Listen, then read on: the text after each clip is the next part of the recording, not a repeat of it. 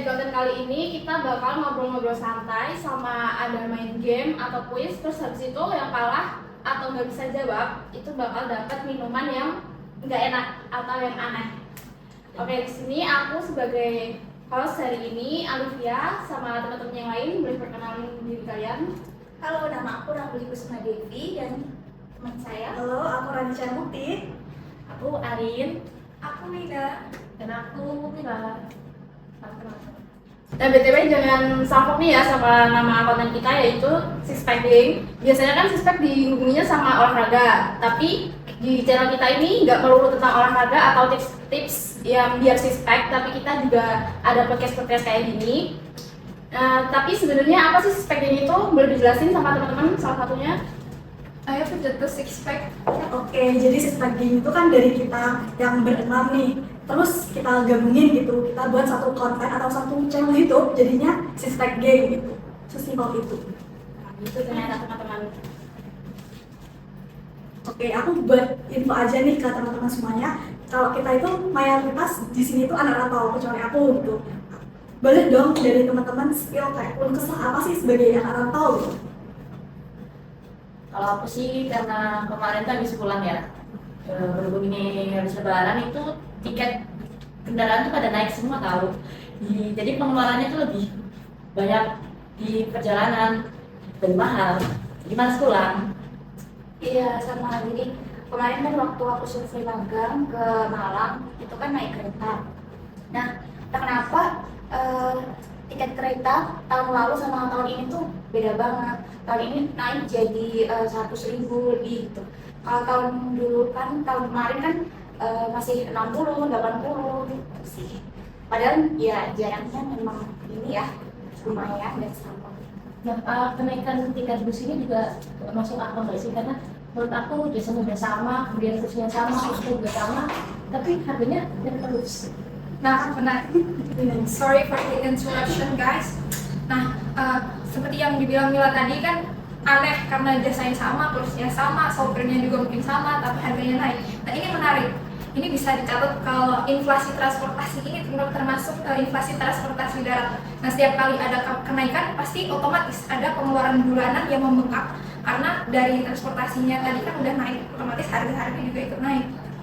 Kalau aku sendiri kan kebetulan aku warlock nih, jadi mungkin kayak biayanya tuh lebih ke kayak PP dari rumah ke kampus aja gitu.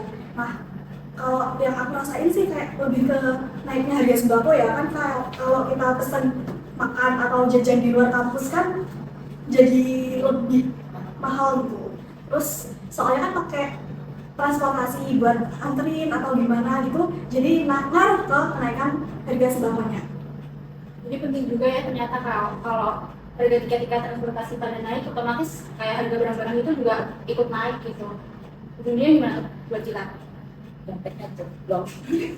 Penghasilan naik, tapi kamu dari orang tua nggak naik. Iya sih, dulu pas kita masih maba semester awal kan kita sering ini ya nonton bareng, masih sering keluar bareng ke mall, terus ya setiap habis kelas kita jalan-jalan. Tapi seiring bertambahnya semester rasanya kayak apa ya, beda gitu, karena sekarang tuh makin kurang. 1 juta di tahun kemarin itu beda sama 1 juta di tahun sekarang. Yang aku mau tanya nih dari kalian semua, menurut kalian tuh kebutuhan apa sih yang bikin boros atau kalian tuh spend banyak di kebutuhan itu? Kalau aku sih yang pertama skincare, terus make up itu yang bikin boncos ya. Dan dulu pakai apa, face wash sama sunscreen aja udah cukup. Tapi kalau sekarang ya semua serba bertambah ya seiring bertambahnya usia juga. Kalau yang lain? Kalau aku sendiri menurutku baju buat ngampus juga ya, karena dulu tuh mungkin pakai kemeja satu buat semua matkul, dan sekarang tuh gimana ya, mungkin dari kita kalau sehari tuh pakai baju itu aja gitu, pastinya kita juga ngerasa kayak pikiran nggak ganti baju atau gimana ya. Jadi meskipun kita pakai media juga itu menurut aku penampilan dari baju juga itu dipentingin sih. Nah, terus yang ketiga, cetak makalah. Kalau pas semester akhir itu pasti kita banyak banget cetak makalah. Apalagi proposal pengantar magang. Belum lagi kalau ada tulisannya salah kita harus cetak lagi, harus jilid lagi. Itu pengeluaran banget sih. Dari sekarang nggak bisa. Waduh. Terus kalau aku lebih ke nongkrong sih, kan kita kan biasanya kayak ngerjain tugas itu di luar, kita kan perlu juga beli makan atau beli jajan gitu, pastinya lebih besar kan. Dan yang paling nyeselnya tuh waktu uang jajan atau uang saku dari orang tua kita nambah, sementara harga semuanya naik. Jadi kita harus pintar-pintar atur duit. Kayak inflasi itu mungkin 5%, 3%, tapi gajinya mungkin naiknya cuma 100.000. Jadi kita harus pintar-pintar ngatur budget, ngatur otak sedemikian rupa. Nah, makanya nih, kalian kan juga pakai e-commerce kan, pastinya untuk beli kebutuhan kalian, misalkan skincare, make up, atau fashion, kalian pasti ini dong pakainya e-commerce gitu. Ya, jadi kita semua juga bergantung pada e-commerce itu sendiri sih. Apalagi kan diskonnya juga gede ya kalau yang ngeluarin di e-commerce tuh daripada di toko yang konvensional gitu.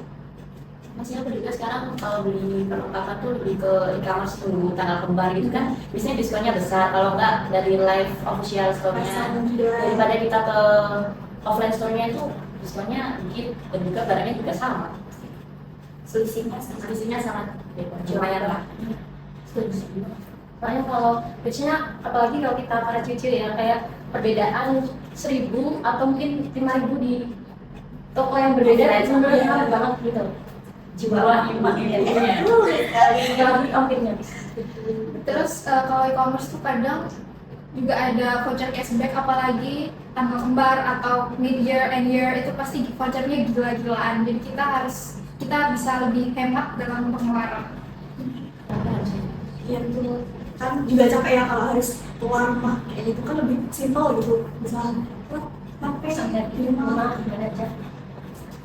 Tapi dibanding kemudahan kita yang belajar di e-commerce ini, dari sisi penjualnya tuh kira-kira kayak gimana ya, kayak persyaratannya gitu? Maksudnya?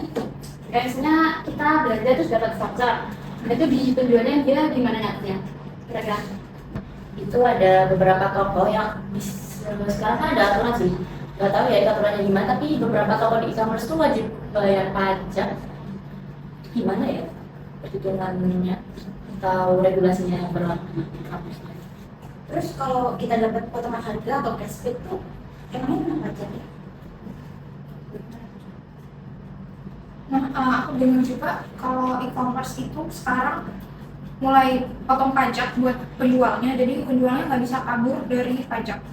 Kayak affiliate juga kan, kalau dia dapat komisi dia langsung dipotong pajak, jadi nggak bisa kabur juga sih. Nah, kita bahas mengenai perpajakan nih. Gimana kalau kita main game tentang perpajakan?